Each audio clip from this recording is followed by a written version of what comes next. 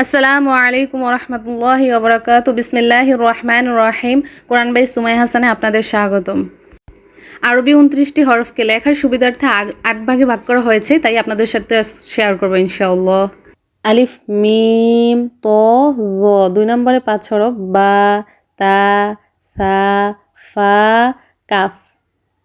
3 নম্বরে 3 হরফ হা খ জিম। 4 নম্বরে 5 হরফ র জা ওয়াও দাল জাল। 5 নম্বরে 4 হরফ সিন শিন সদ তদ। 6 নম্বরে 3 হরফ নুন কফ লাম।